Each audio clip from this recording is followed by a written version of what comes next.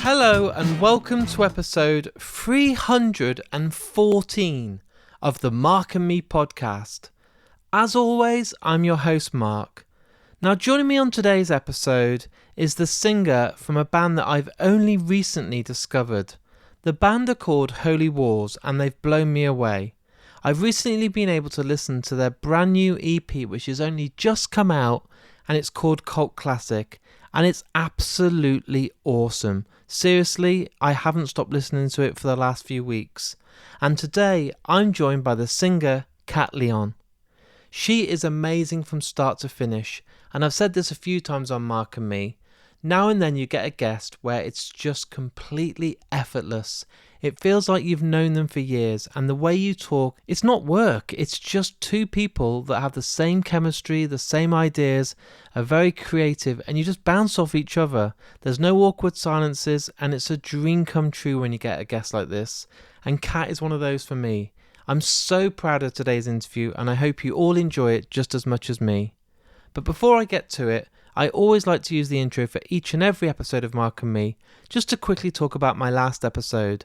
On episode 313, I was joined by Jay Blakeson, an amazing director, amazing writer, and we got to talk in detail about his brand new series on Disney+, we got to talk about his film career, and so much more. And it really was awesome. And a massive thank you to Jay for sharing it and everyone that jumped on board and the amazing feedback that I received on Facebook, Twitter and Instagram. As you know, I take a lot of time to read all the feedback, reply to each and every message I get, and it really means the world, so thank you so much.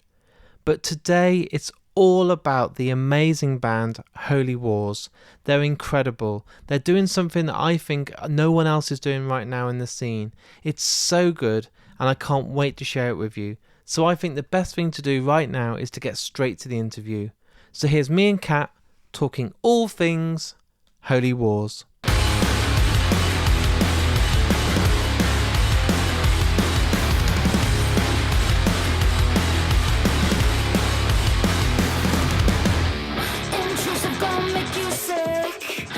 So Kat, thanks for joining me today on the Mark and Me podcast. Thank you for having me. What I do on all episodes of the podcast, and it doesn't matter if you're a writer, a director, a musician, is take it right back to the very start. And I'm always interested in, when you were growing up, those first albums that you remember that you maybe bought with your pocket money or you were given from a family member or a friend that made you fall in love with music. Oof. It definitely, well, I don't know if we sound like this band, but it was OK Computer, Radiohead. One of the greatest albums ever made. I know. And I know it sounds cliche that I'm saying it, but it's the honest to God truth. That was definitely the first time. Fiona Apple as well. Those were the artists that were pretty significant for me personally as a kid, that I was like, I really want to say a lot. And it was more the words for me first and then the vocals. So I also trained myself as that as well, where in 6th grade, I was writing poetry and entering poetry contests, but then I only started to sing and take vocal lessons to support the words. And I noticed that those artists were very much that same way. Like, as much as I love Tom York's vocals, no one's saying like Tom York is the greatest singer, but the way he expresses his thoughts and his words, it hits in such an incredible way that was really what inspired me. So definitely OK Computer, because that was just that era that I was in. But then when I went backwards and kind of caught up, it was all of it. And I loved how every album Radiohead has changed their sound, and they just kept exploring and developing themselves. It also taught me, for better or worse, in our own band, you don't ever have to just be one thing. And then I always think about that when I'm writing something. I don't ever think about, oh, is this going to be for this market or this playlist or this radio? It's more just about, what do I want to say and what music best supports that, Radiohead for me are one of the greatest bands ever. The fact they brought out Kid A and changed music, like they do not sound like the same band that could have brought out the Bends or then released Amnesiac later on. It was amazing how they just continue to evolve. Yeah. they never play it safe. They never make the same album again. And I think if that's someone that's influencing you, then you can't go wrong. OK Computer is, for me, one of the top 10 albums ever made. I honestly don't know It's how a you perfect write. I album. don't know how you write an album like that. I just sit there and like Yeah. the journey that something like Paranoid Android takes you on. It's just mind blowing. Yeah, and even the level of lyricism too, like I always, how society based, political based that they are, but they say it in such a way that you don't feel like it's just jammed down your, it's very thought provoking. And I feel like that is kind of definitely inspired me. So Yeah. where on first listen, some might be like, you sound nothing like Radiohead. But if you go under the hood, then you're like, oh, okay, I get why that lyric was that lyric. And I get why, so it's a huge influence, and Exit Music for a Film is Oh my definitely the God. the one song, yeah, that could. I've often said this in the most morbid way, but if I have the choice to play music on my death day, please play me out to that Well, song. this is being And recorded, so hopefully someone will listen and be like, yeah, right, and take note. And then when it does yeah, happen, don't kill me, you'll get the song. please. Yeah. Don't Yeah, die too don't, soon, but when you do, yeah, get the right song. yeah, yeah. But come to my aid and just play this in my ear. But Yeah, yeah, that song makes my hairs on my neck stick up. Like it sends like shivers down my spine, and I same, can yeah, I listen to it more and more, and I'm always hearing something new. It might be a different slight guitar I didn't hear from Johnny Greenwood at first, or a different yeah. harmony from Tom.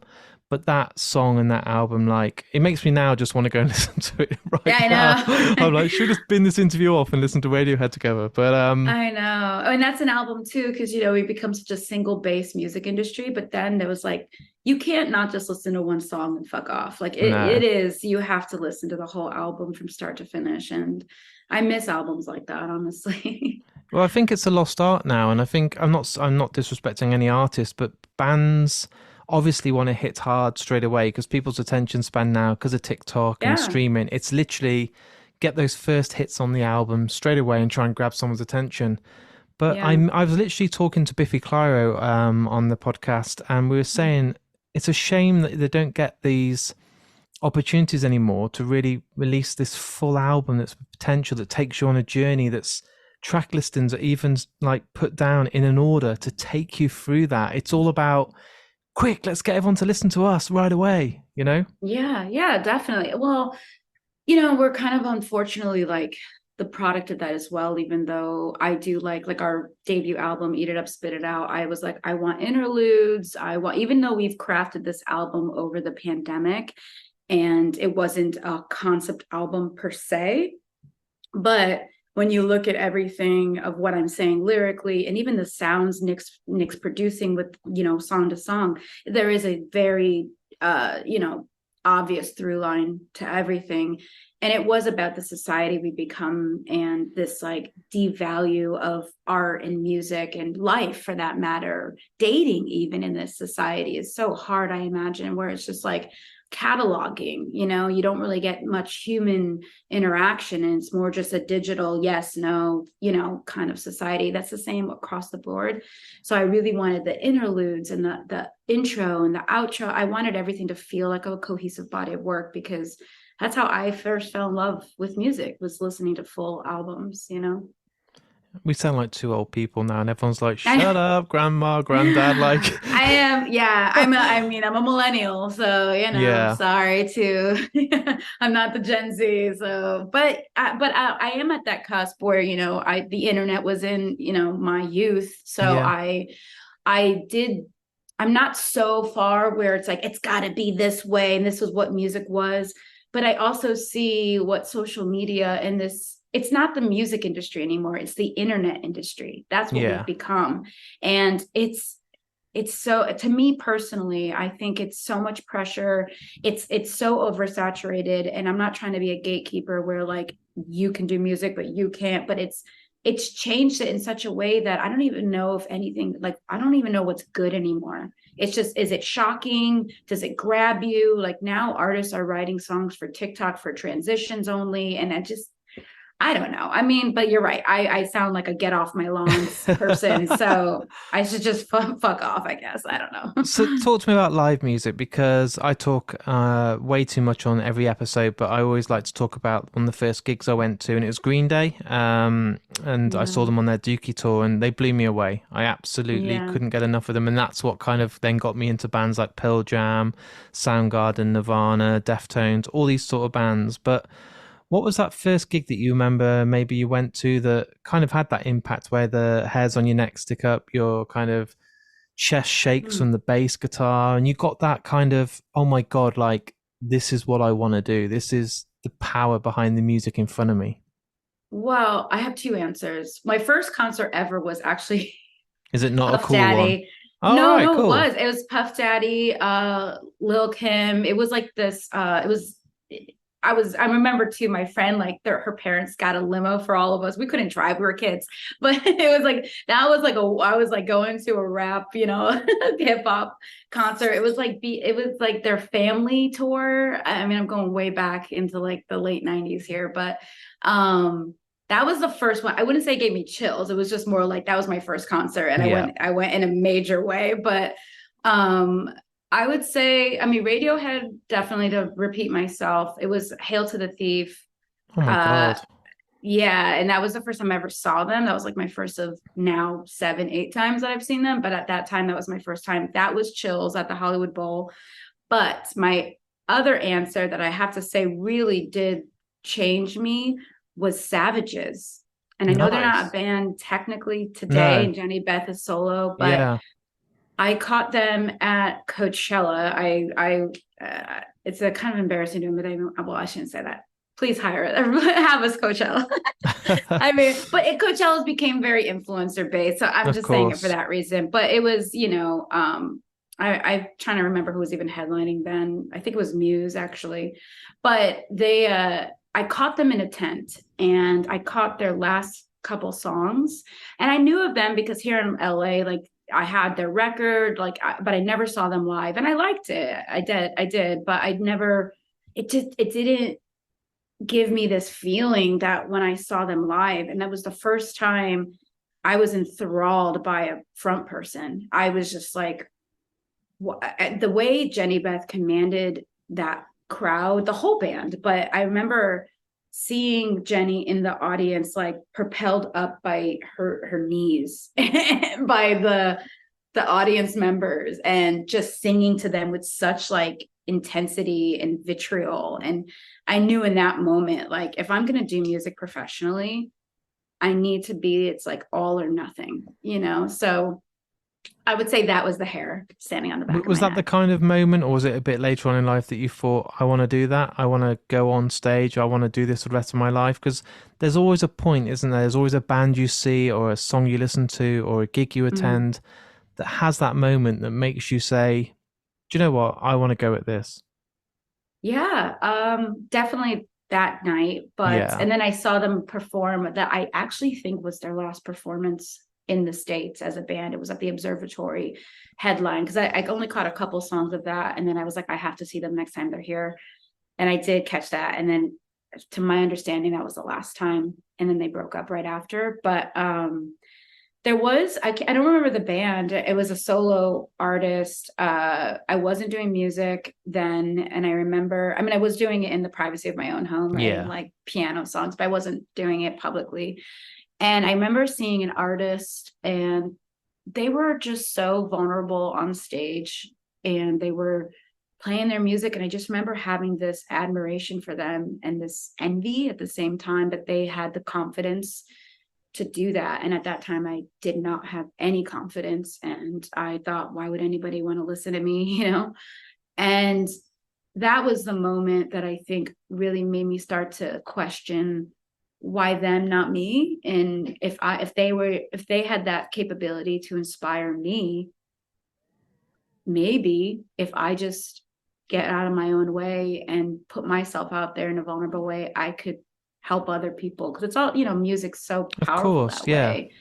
And it took a few years of me actually developing into that confidence. But yeah, I think that, again, I can't even tell you who it was. It was a local artist in Los Angeles that I just happened to stumble in at a bar. but I was completely just engaged. And so I admired that so much because at that time it wasn't who I was. So I wanted to be like that, you know? So before Holy Wars, obviously I don't know your whole career to date. Were you doing the Mhm. whole thing at college or school where you formed bands or covers bands and then kind of built up to this, or was this kind of one of your first avenues into music?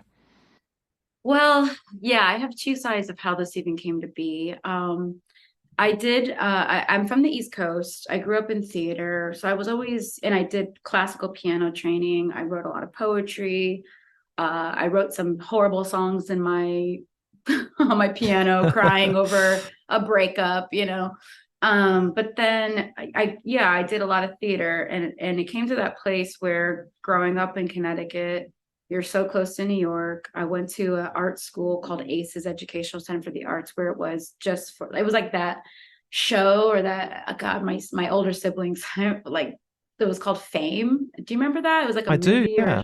yeah, it was kind of like what I that was, you know, where I would go to my high school and then I would go to this school right after for like 4 hours. But I knew early on I didn't want to do theater anymore. But in where I grew up, there was no bands. There were no punk bands. It was where Nick grew up in Las Vegas. It was all hardcore and punk. So he actually grew up playing in bands in high school, but I didn't. And I decided I wanted to come to California. My family was already out here anyway, so it Yeah. was an easy jump. And I went into acting first because I thought, well, theater, I'm just going to go into acting. And then I realized I do not like film. I like filmmaking, but I don't like acting in front of the camera. It just wasn't for me. So then cut to, you know, still playing music in my bedroom and such.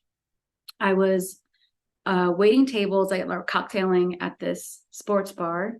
There was a casting director for this VH1 show that came in, and there was we had this hosted night called Rock Band, that game, like Guitar Oh, the one you play Hero. along to, yeah.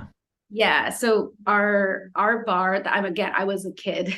Yeah. So I was old enough to be, I was 21, so I was old enough to be in a bar, but you know, I would go up and sing Creep and Maps, you know, whatever like songs I knew with the patrons. So they would like always need a singer and they'd be like, "Oh, Kat, get up here."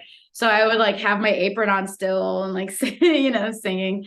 And one of those nights, this casting director was in there and she pulled me aside and she said, "I'd love for you to be on the show. We have a show called Rock Band to the Stars." And yeah, I was like, "Oh, reality TV, no, I want nothing to do with this." And she's like, "Oh, it's not like Big Brother. You don't live in a house. It's just one weekend. We pay you for the weekend and you play rock band." And I said, "I don't know how to play this game. I only know how to like sing. And even then, you have to be so pitch perfect to win the points, you know, Yeah, to to get get the right the amount of highest." points, yeah. Yeah, you have to kind of sing robotically, and I'm like up there singing like it's my show, you know. So I was like wavering my like vibrato, and I was like clearly not even good at that. So, anyways, for better or worse, she was like, "Well, just consider it," you know. And I did. I was like, "Wait, I get paid. I don't have to work at the bar this weekend. Fuck it, I'm gonna try it." So I do. Sebastian Bach and Alice Cooper were the judges. Oh my God. Ted Stryker was the host, and there was hundreds of us that they were serious about this game, and deservedly so, because that's what this game show was about. And I just passed every round, and people were even like, "Why did she get there? She doesn't even play the game." And I was like, "I don't know. I'm sorry." But I got through. I got it onto the show. Alice Cooper. I made it so far until I finally got cut, you know, and because I was always going to get cut. I was even like, I don't know why I'm here, but fate is making me stay here, I guess, which it was, because after I got cut, they smash your guitar for you, and a PA comes up to me and says, "You know, Alice Cooper wants to see you." I was like, "Me? Why?" You know, so I go over to where his green room was, and Shep Gordon was there, his manager, and he was like, "Hey," he's like, "So what's your story?" And I was like, "Oh, I'm a cocktail waitress." And they're like, "But do you sing? Do you play music?" I said, "Yeah, I mean in my bedroom, but nothing like professionally."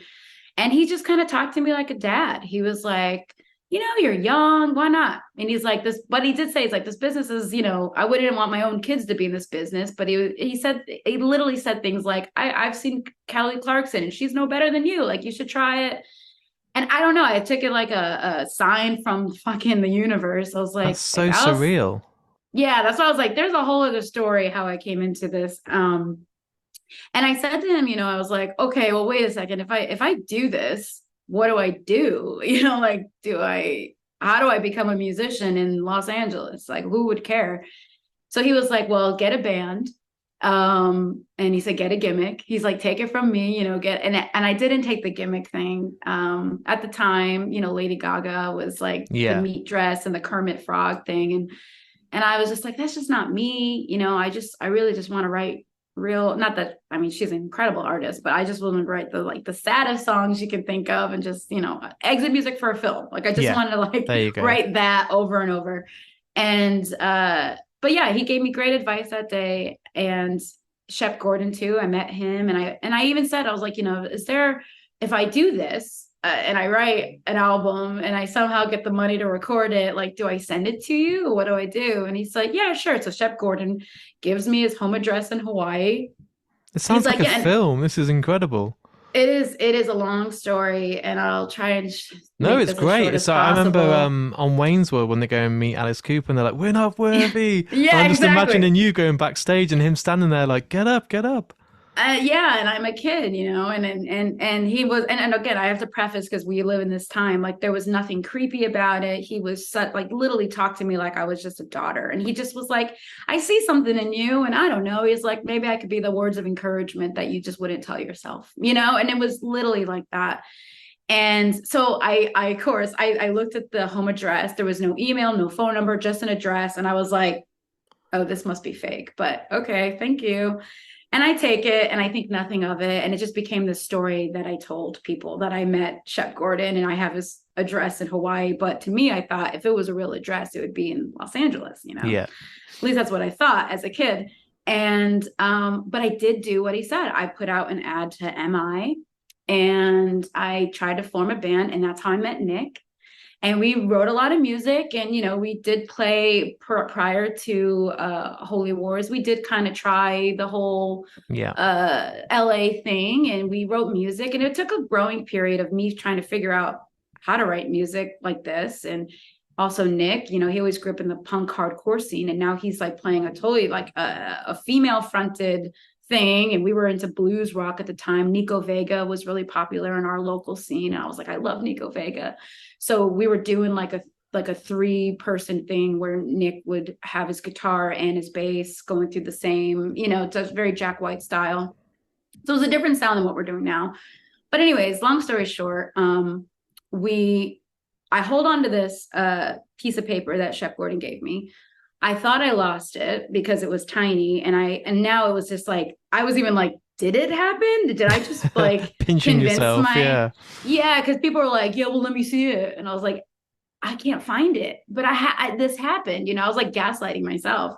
So then 2015 happens, my parents pass away, and I'm now stuck here by myself, even though I have older siblings, but I'm in California alone with them, or where their house it was. And I'm cleaning it out by myself. And I shit you not, my mom had the piece of paper. She saved it in her filing cabinet in this like little envelope. And I just was like, I brought me to tears. And at that point, Holy Wars started. Or no, I'm so sorry. I didn't start Holy Wars. I stopped the band I had before it, and Holy Wars started in 2017. But I didn't want to send the old music that I wrote because I was like, this is not even a thing anymore. And I wasn't even really proud of it. But I kept it. And then Nick and I were watching Supermensch, which is all about Shep Gordon. And it takes place in his house in Hawaii. And I was like, it was real this whole fucking time. And I never sent him anything. One, because I lost it, or I thought I lost it. Finds out my mom kept it because maybe I told her to keep it and I just forgot. I don't know. It was many years that passed during this time. So as we're watching Supermensch, Holy Wars had started. So it was 2017. And Nick looks at me and he was like, for the love of God, just send them something. And we had a manager, like we didn't need anything from them. it was just more to put like closure on this years story that these two men gave me the confidence to do what You need I to know, always don't wanted you? It to. would have been the worst story ever if you just have kept that piece of paper and never done anything. That'd have been like, what an anticlimax. Right. So we do our first EP, Mother Father. That was all the music that I wrote after my parents' passing in 2015 and in 2017. It was only like 5 songs, 6 songs, because you can imagine I wasn't really writing a lot then, and that's kind of why Holy Wars started and why I call it Holy Wars. It's nothing to do with Megadeth. I'm very sorry, everybody. But it was a personal holy war that I was going through at the time. Also, religion destroyed my family. Like, so much backstory there. But I just was like, okay, I am going to send them this EP, and I don't have a phone number or an email. I am just going to write him a handwritten letter with the EP, send it to him. And I even said, I told him the story. I said, I met you during this time. I thought this address was fake. I watched Supermensch. I saw it was real. I lost the piece of paper. My parents died. I found the piece of paper. I took it as a sign. I want nothing from you or Alice Cooper. I have a manager, but I just wanted you guys to know I've done all of this for these years. I've had my music on Fox. I've done all this stuff only because you guys told me I had the goods to do it.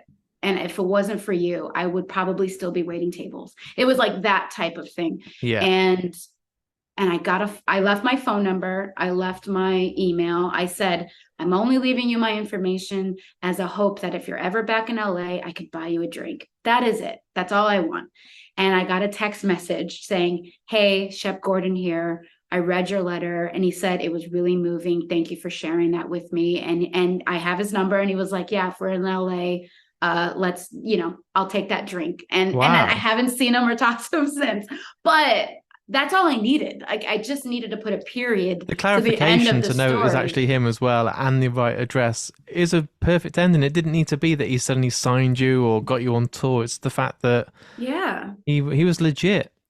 it was legit. And I don't, spiritual. I'm not really religious, but like for my own peace of mind, I do like to believe that my parents are existing in some other realm, or they're here, but I can't see them or whatever. So to me, it was Like your also mum's still looking out for you even now, you know? exactly. Exactly. And it was all of that. It was this long story of why I'm even here today having this podcast with you.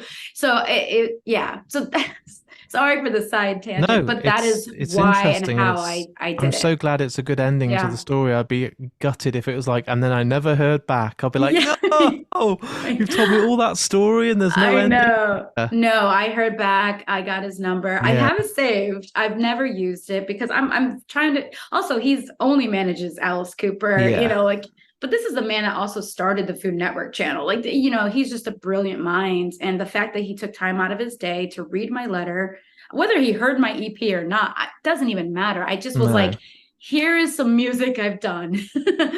And it was after all this time, and it's probably the most honest raw music I've ever written, because before then I wrote music, but it was like, like, oh, maybe we should do the radio, or I was really influenced by this band, and this was like I was influenced by nobody. This is pure emotion. Here you go. Yeah. It's life So events, isn't it? You can't get any more kind of real than that or kind of raw than that. You know, the death of your yeah, family, I'm sorry to hear that, but yeah, obviously it's a subject that you'll only get to write about once, that's such an absolutely, yeah. important part. So moving on from then, I suppose Mm-hmm. 2017 you were saying you were doing this and then sent the music off. At this Mm-hmm. point you'd met Nick as well. Oh yeah. Did you have any expectations, you and Nick together? Did you kind of want to reach any goals? Like, did you have any dreams? Like, well, one day we might play Slam Dunk Festival, or one day we might do, Riot Fest. Yeah. Was there kind of a goal that you guys set yourself, or were you just kind of getting to know each other, working together, and just seeing where it went? Well, both. I think when we first started, because I met him in 2013, 2012. Yeah, And it was before the passing of my parent, so we had all that time of just, yeah, playing the local scene, not really knowing. Like, I knew, like, if you asked me, what do you want? I would give you all the answers, but then it wasn't a focused answer. It'd be like, well, I want a tour and I want this and I want a record deal. And, And also too, at that time when I was, bartending, cocktail waitressing, I was also very much, there would be this narrative that the customers would say to me, like, oh, let me guess, you're an actor slash musician slash waiter. And then I felt like, yeah, like I'll remember this one time we had this dumb luck opportunity to where the music supervisor at Fox saw our band play, heard our music, and wanted to give us a chance. We happened to have an acoustic version of this one song that just hit all. So it was like the right place, right time. She was like, I want to help a female artist. So she had also like, I want to help artists. And it was like a Sunday morning, Bloody Marys kind of thing. And I'm waiting tables and somebody was like, so you're a musician. It was like this drunk guy. And he's like, oh, just get a real job or just go back to college or, marry a man and like, let him take care of you. Meanwhile, I hear my song on the commercial and Oh, I was wow. like, and I looked at him and I was like, really, I'm never going to make it. Cause there was always like, are you signed to Atlantic Records? Like people have this like perception of what success means in the music industry. And that was then where it was Yeah. like, if you're not signed, you're not shit. And I wasn't signed. I was an independent artist for many, many years. But that was like, that just showed me success looks different. Here I am waiting tables. I hear my voice. I look up and I was like, that's me. And of course he was like, yeah, okay. He didn't believe it, but it wasn't for him. It was for me to know like, this is possible. So then my goals started to change. Yeah. Then I was like, what does this look like for me? How can I be successful in this? How can I get out of waiting tables? And then of course I had like, I want to play these major festivals, and the dreams got bigger. And I'll also say when Holy War started, I was doing everything I can to just not be grieving every day and looking at my life of like, I'm an orphan now. What does this even mean? How do, that? And to this day, I struggle with this, to be completely honest. Goals to me are now distractions from depression. Of So course. now I've become like Pac-Man, where I just every little ghost, every little achievement is like like I'm insatiable, So now I have to find the balance of being okay with where I'm at today and enjoying the win I got and really being present for that win versus being like, okay, that was great. Now what's next? So I Is hope this there answers your question. is there But is there yeah. a part of you, and I say this with full respect, that keeps yourself so busy like Pac-Man going after all the ghosts all the time Yeah. because you don't want to stop and kind of face reality too much? Is that, and I mean this with full respect, are you kind of like, because No. A I do it, hundred. I sometimes will make myself so busy, do 10 interviews a day just because I don't want to think about the bad things. And I've got a good life, I'm happy, but I'm just saying, so if you're having a bad day or a bad time or there's bad events, you'll preoccupy your mind as much as you can. And I was wondering Yeah. if I want to do this, I want to do this, I want to go here, I want to go there, because then you haven't got to kind of stop still and think too long. 100%. Yeah. 100%. And I definitely also see the downside of that, because now if I don't have 100 tasks in a day, or if I'm not getting a phone call saying you got this opportunity, then I look at my self-worth as though I'm not doing enough or I'm not good enough. And that's in real time what I'm, to be completely transparent, that's what I'm now trying to figure out. How can I sustain happiness in an industry where you're constantly like rejected or you're winning, or in a social media society where you're only posting the highlight reel, so yeah. And now I'm really 8 years deep of losing my parents, still feeling like I don't know if I'm really okay. Like Yeah. I've come through this on the other side where I'm not suicidal as I was, or I'm not I'm what's the greatest way to, I'm not, I guess I'm now more disassociating from the grief, Yeah. but it doesn't mean the grief isn't still there. It's just I'm not looking at it.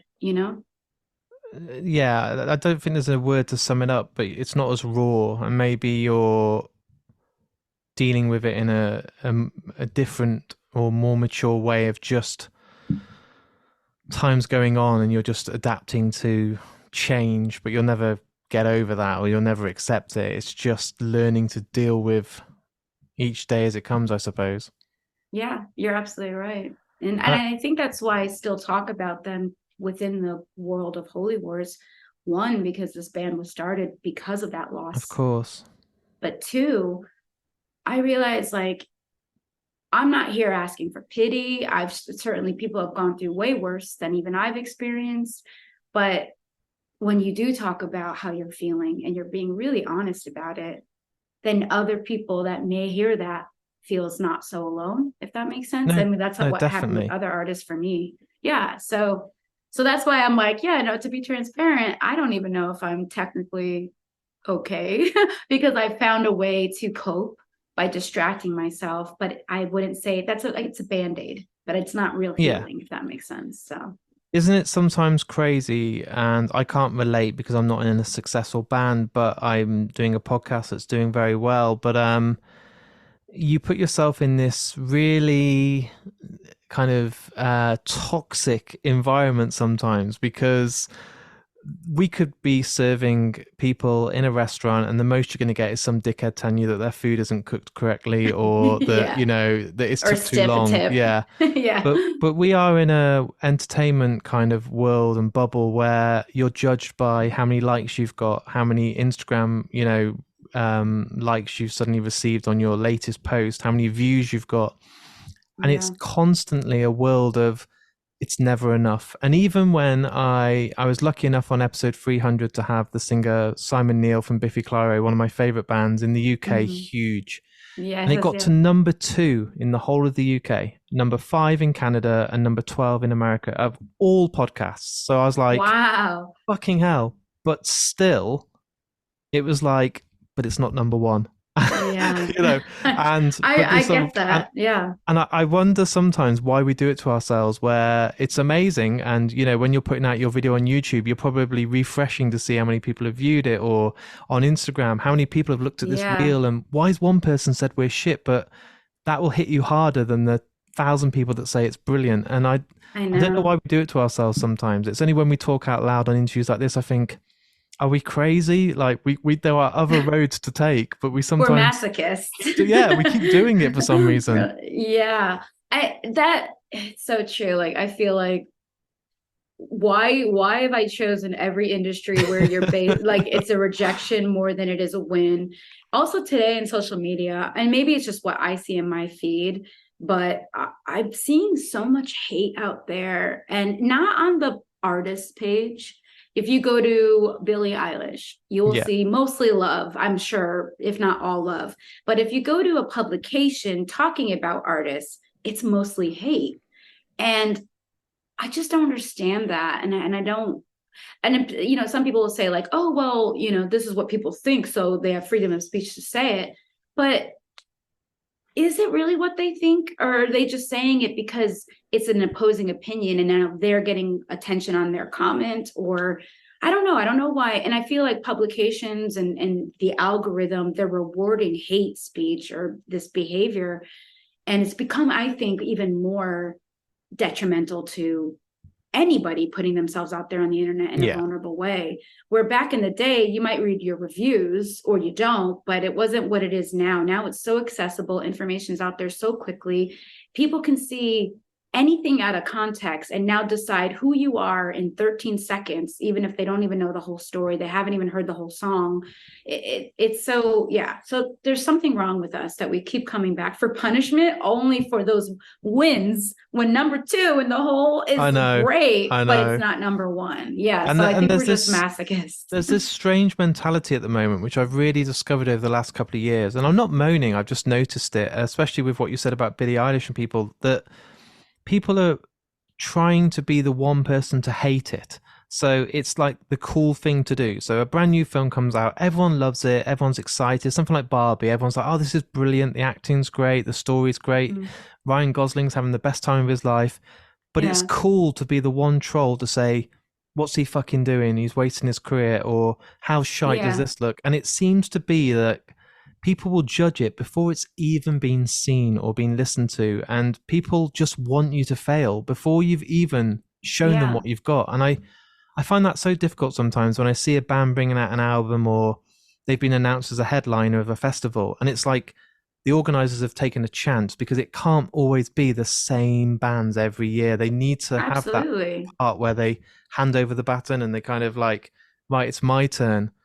And usually those bands fully deserve it, but it's like, no, they're not legends. They don't deserve it. They're too young. They haven't sold enough records. They're not cool enough. And I think, Yeah. give everyone a bit more of a chance. Like, we're all working really hard trying to make a name for ourselves. Bands are doing more now because of streaming to go on the road and actually sell records and travel and play more shows than they ever would even imagined, just to break Yeah. even. And it's like, and, and there's always Exactly. always there like, I want you to fail. And I'm like, give us a break, you know? Well, people, they don't look at, I mean, I guess anybody now, like it's like celebrity, the concept of like influencers now, where Yeah. it's like anybody can do anything and go viral for anything. But still, when it comes to celebrities or musicians, no matter where you are and like being known, like I'll see this a lot too, like a musician that is like really fucking popular, but you'll still see comments that are like, who question mark, as like a way to like bring them down, I and I'm know. like, this artist is doing way more than you've ever done in your And whole it's life, but literally like Paul McCartney or something. And it's yeah, like, what are you who, doing? but it's just like, and I think because they don't look at anybody on the internet, but especially people pushing a product or pushing a song or an actor, they look at it as like, you're not real, so I can knock you down, like you're not an Yeah, actual person behind this. And I think that that's where it gets really dangerous. But at the same time, we are the ones putting ourselves out there of because we course. have Yeah. this need, this love of what we do. We don't love the internet. And in fact, every day I wish for the servers to be blown up. And then we have to go back to whatever dinosaur time that was post internet. But, the thing I write about, like I have it nuanced in the lyrics of like this social media society killing humanity. I'm still going out there saying new song coming out on the blah blah blah, So it's like I am the thing I hate, because it's like, do you want to be completely irrelevant and just go off the grid and go into the Yeah. forest and do nothing? So I don't know. The I haven't realism figured it of it out. is, it's the tool that's made me. Without it, I wouldn't be number two. I wouldn't get people checking this out. I couldn't do it like flyers on a on a Yeah. window of a gig venue or something. It is literally, I need Twitter, I need Facebook, I need Instagram, but it's the monster that I try and moan about, but it's created what I've done, so I can't defeat it. And everybody feels this way. Like I've talked to several musicians at least, where they're at different stages in their career and they all hate social media, but they all have to do it. And I think like the only way you can overcome this beast of the algorithm and maybe those trolls that exist now is just have some fucking thick skin, Yeah. or don't read it if you're, or revalue, like, or rethink, like, do I really want to do this? Like there's a lot more in work that I think we have to do, because and hopefully you just always lead by example. Like if I Yeah. see something on the internet I don't like, I'm not the kind of person that will ever thumbs it down. I will never say, Never. I will never comment. And all I can do is just keep holding myself up to that standard. Obviously, with a name like Holy Wars, if we run an ad, there's so many shit talk comments about us not being Megadeth or whatever, because for better or worse, the name gives a certain demographic of people an idea of who they think we are. And when we're not that, they're really disappointed by it. And I have to understand, like, this has nothing to do with me. No. This is all about what their projection of that I'm infringing upon an idea that they think this is, and they don't like that. But if I make it too personal about like they hate me, then yeah, I would never write a song I was going again. to I'd say, you'd never never leave post the it. house. You'd never get up and try and ever write songs ever. Exactly. And I just have to let it go and be like, look, this is what they want to say. And the only thing I have to now train myself is like, I can't be embarrassed if other people see those comments. It's just like, I don't need to look at it. You just But kind of come to y'all, accept it, don't you, as much as you can. I'll never completely, I can't sit here and lie to you and say that it doesn't bother me, because the one person that says, of course terrible it bothers interview, I'm us. like, damn you, Jedi 223, who lives in America, who I don't even know. Like, damn you. But Yeah. I'll look at the Yeah. nice comments and just kind of think, okay, it's all right, and then lie in bed thinking Yeah. about it for hours. But then I will try the next day to kind of let it go. It's true. And I've adopted this like morbid nihilistic approach to everything now, where like the point is there is no point. So No. then I look at like this comment is fleeting. My life itself is fleeting. Why am I giving so much power to this one person? Or when you go to their page, it's a photo of a car. Like you don't And even know what and they they've got look 6 like. followers, yeah. And it's just like, and I say this with like as if I've like got this confidence that it doesn't destroy me. Of course I have those days where it hits me at the right feel, and I just am like, oh my god, am I shit? But then I'm like, wait a second, I'm not doing this for you. No. I'm doing it for not just, I mean, first and foremost, myself. This is little like why I started the band in the first place was as a way of healing. And when I saw that that turned into a positive response for other people, then I'm going to keep doing it. But if this one profile says it's shit, then sorry, then move on to something else. We're not for you. Like not every product is for me either, So talk to me about Cult Classic. Obviously, the EP, as this has been recorded, is literally days away from being released. As this goes out, it will be out, so people can hopefully listen to us talk today and then go and check it out on any of the streaming sites or even buy it. And I was wondering, basically, how this EP came about. Obviously, it's off the back of an album. Mhm. Was this just a fact of you had so many songs that you thought, I don't want to wait for an album, so we'll do it, less is more and do an EP? Yeah, there was definitely that. Also, we didn't start touring until 2021. Yeah. Like we played locally, but we never had the opportunity or the funds to just go on the road and, go across, at least domestically, across the states. And when we started to do that, we did it and our debut album was coming out.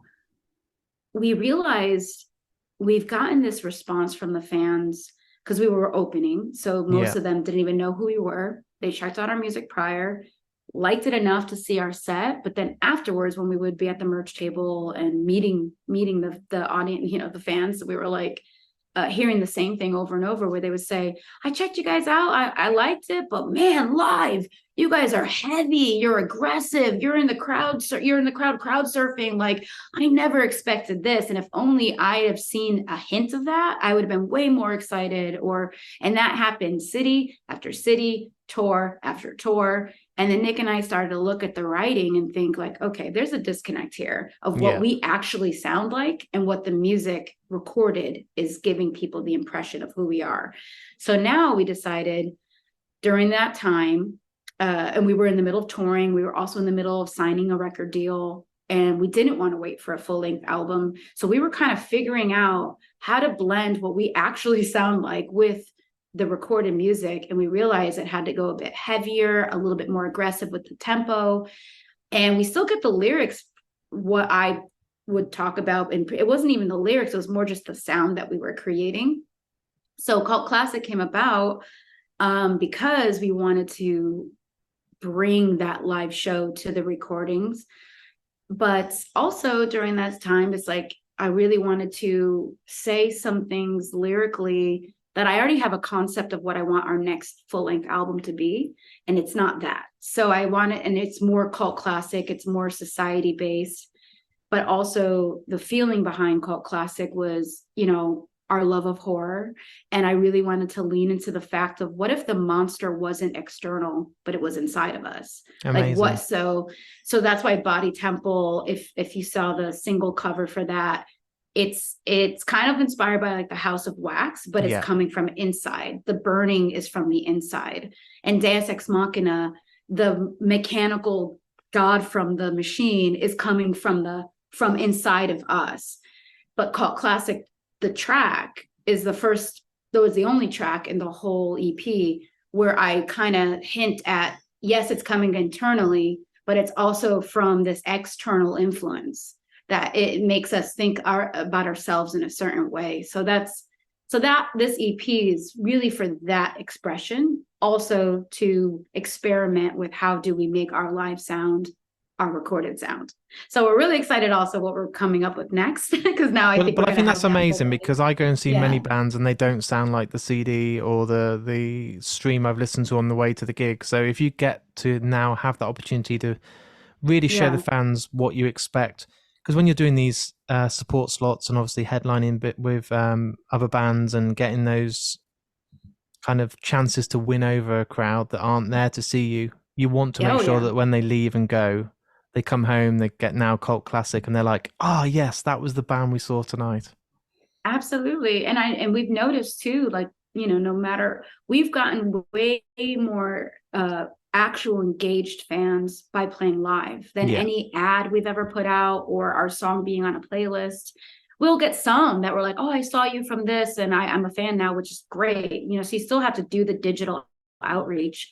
But what we noticed for our band, it really is about that human connection in our live show that really, and I'm out there and so is the whole band. We're meeting every fan that wants to meet us because we don't take it lightly. We don't no, think about like, oh, we're just doing this and then don't come and say hi to us. If we're allowed to be out there, I'm going to be out there and I'm going to give everybody my time. And if I only get 60 seconds with each person, I'm going to make every 60 seconds count because I don't take any of this for granted. The that's fact that they are amazing. choosing to buy a ticket, they're coming to see an opening band, which already has like a stigma. I mean, how many times do you hear like, oh, I'm going to skip the openers, so I really value every person that is in that room. And if they actually liked us to talk to us even more, so Never change, for because me, that always. that is so Yeah, important. People need to stay humble. And I know sometimes it might not be achievable if you grow and get so big that you literally haven't got time to meet every fan, but that mentality is so important. And I've met so many of my heroes that are then just, sorry, I haven't got a minute, and I'm like, I literally just want a photo or I just want a vinyl signed, and you haven't got 1 minute, and I've invested 10 years in your band and traveled all around the country to see you. So I it's so know. good to hear you say that sort of stuff.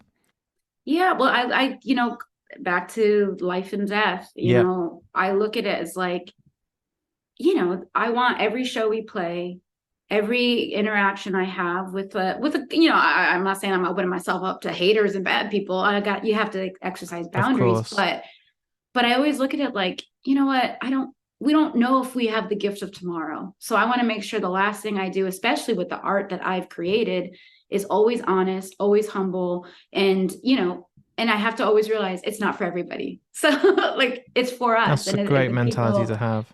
yeah. So I don't see myself, hopefully I don't see myself changing, but I will come. If you do see that in me, I give you full Yeah, right I'll to come be over and be like, like, "You ignored me. How yeah, dare yeah. you?" You're like, be like, listen, Yeah, when you you were told just me. starting out, yeah, it's they keep me humble to my words. But I don't like that either when people No, act like they don't have the time for you. And I get it even in LA with people that are not even famous and they just look like, oh, who are you?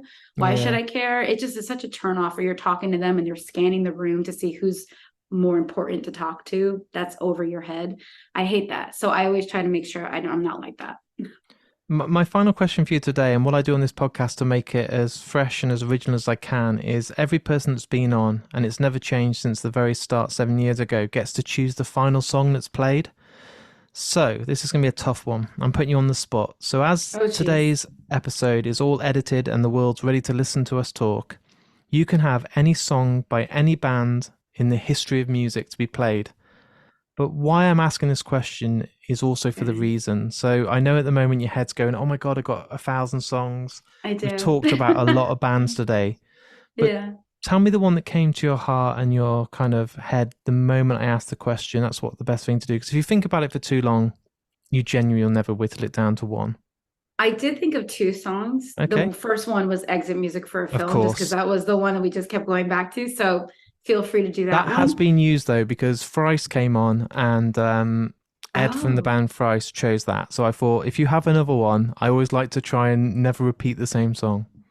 True Love Waits, but the live version would have been my second to that. Amazing. But when you said it, actually, New Noise by Refused came on. So in my head, I've had Refused on here, and they're just one of the most incredible live bands I've ever seen. they Dennis are, as a yeah. frontman is just mind blowing, and that song, Love everything Dennis. about it, is the reason I want to pick up a guitar. That I'd want to scream into a microphone. That I just want to go out. Like, let's Well, have that's the that. song. Yeah, That has it been used?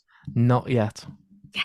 Okay, It would it'll be a be that contender one. for mine if I ever interviewed myself. That could easily be one of the top 5 songs I'd pick, just because It still sounds like it was recorded yesterday. Yeah, it is so good. The I energy behind actually that song, my God, it's I mind-blowing. regret I never got to see Refused, but we did have the opportunity right when we first started. We opened for Invasion, Nice. and I got the privilege to see Dennis live. Yeah, And I like the Jenny Beth story, the yeah. hair on the back of my neck, where I just was like, You'll get I'm not you'll worthy. get refused. They'll be back. They'll. I don't think they've gone Yeah. forever. I never thought I'd get to see them, and I saw them twice a few years ago, and it was worth the wait. So I do believe that one day you'll see him swinging his microphone, and you'll hear Yes. New Noise live, and that'll be it. Life's complete. I loved it. Well, that's my choice then. Amazing. Honestly, I feel like we could talk for hours. And when you started talking towards the end, then about horror and the influences, I was like, oh, like I love horror films. So this is genuinely an open invite. I want you back on as soon as we can. And we can just talk Please, about yeah. horror and film influences and everything that made the EP. I think I would an love hour that. today is brilliant, and I've absolutely loved every minute of it, truly. But Yeah, I think, same, same. but I You're so think easy to talk but I to. think we need to do more. I think like this is Yeah, chapter one, and I'd love to focus purely on horror influences and film influences and everything else. So the I listeners would and the love watchers that. right now can know this is only part one of a lot more to come. If you're open to it, I would have Nick on that one because I love horror, but if you want the encyclopedia of horror, he's the man. Well, He's the we can guy. do many different things. We can have Nick, we Yeah. can have you and Nick, we can do whatever. But I do believe Yeah. this is just the first of many.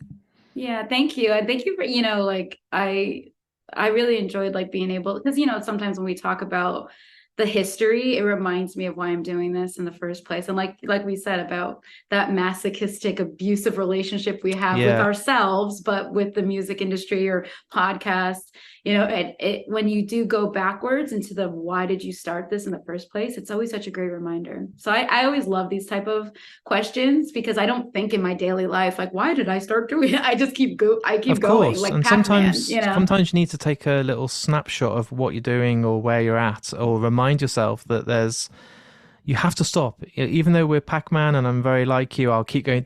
You have to stop Yeah. eventually. A ghost will get you, and you need to just, push start again, or, go Yeah. up a level, because otherwise I think you can burn out. I think it's very dangerous if you keep going. And I think just us reflecting today is a reminder of where we've come to and where we've got to so far. And it feels like Yeah. our journeys are still only just beginning. So it's really exciting that next time round we might be completely somewhere else and eating lots more dots and running away from Yeah. ghosts. But it's been an Yeah. absolute pleasure to have you on Be today. like, thank you. And I hope to see you in person too. So let's get us to the UK. Yeah. Thank you.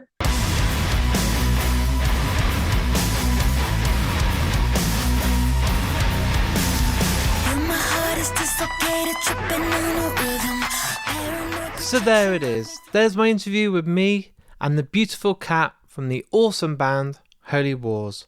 What a great guest. Like I said at the start of today's interview, I felt from the moment I hit record, we just had something. It just felt like I'd known her for years.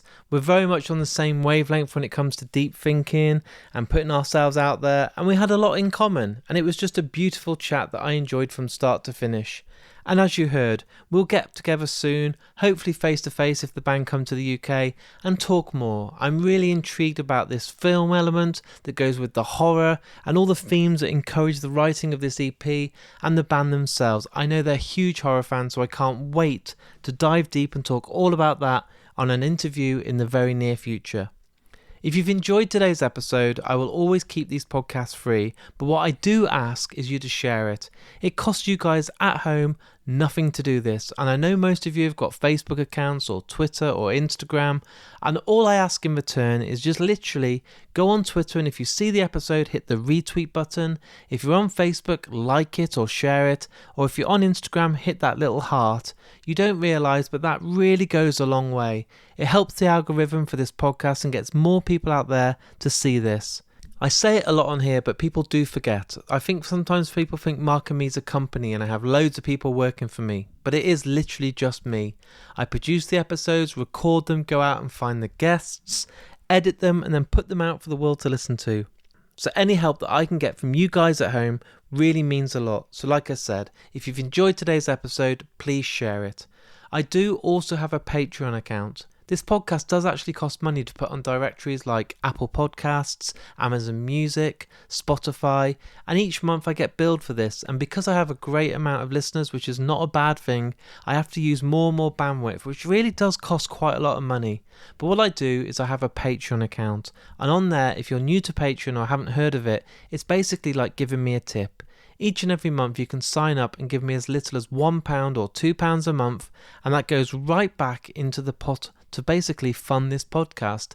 It allows me to travel the country, go to gigs and then interview people, or go to film premieres and interview actors and directors, which basically means you guys at home get more and more episodes. And without that support, I couldn't do this podcast. It's a hobby, it's not a full-time job, I adore it, but I really do need the support. So if you can, go on markandme.com and there's a link to my Patreon on there. Also, you may have seen I do have a brand new YouTube channel. I've been badgered for so long from people by asking me, please get these interviews out there for us to watch. People love listening, but I've had a lot of people saying that they want to sit back at home and just watch a podcast. They don't want to always listen, so they wanted to see the interviews, and the response has been amazing. As we're sitting here right now, it's only been up just a month, but I've had over 10,000 people visit this site and watch the videos, and there's 10 videos on there with actors, directors, bands, songwriters, and a bit of everything. And if you've enjoyed today's episode, the interview actually with Holy Wars is up on there too. So if you'd rather watch it or now go and see what it looks like, go on there, put a thumbs up, subscribe to the channel, and it really does mean a lot to me. Right. Things have never been busier, and I don't say that lightly. I have got so many episodes to edit for you guys at home. I've got so many more people agreeing now to come on and do YouTube videos, and it's going to be hectic. Even though Christmas is coming up, I want to bombard you with so many episodes, so many interviews, and so many different things to give you all. And I can't wait to see all your reactions because there's some amazing stuff coming up. In the meantime, just before I go, I'd love to say thank you to Hayley from the Good as Gold group for setting this podcast up. The support that the Good as Gold group give me is insane. Ever since this podcast launched, I would never be where I am without those guys, so thank you so much. Also, the sponsors of the podcast, Richer Sounds. Again, these guys have supported me for years, and each and every month, I really do appreciate their support. So if you are in the market for a home cinema system or stereo or turntable or whatever you want, go on richersounds.com. And finally, the Folio Society, a new sponsor to Mark and Me, but an amazing company that sells some of the most beautiful books in the business. They don't pay me to say this, I absolutely love them, and I'm obsessed, and I'm going to be asking for loads of their great books for Christmas. So if you also want some amazing books, visit the website foliosociety.com. You will not be disappointed. Right, I've talked enough, I need to get back to editing, so until I speak to you next time, listen to Holy Wars, take care of yourself, keep warm, and I'll speak to you all very soon.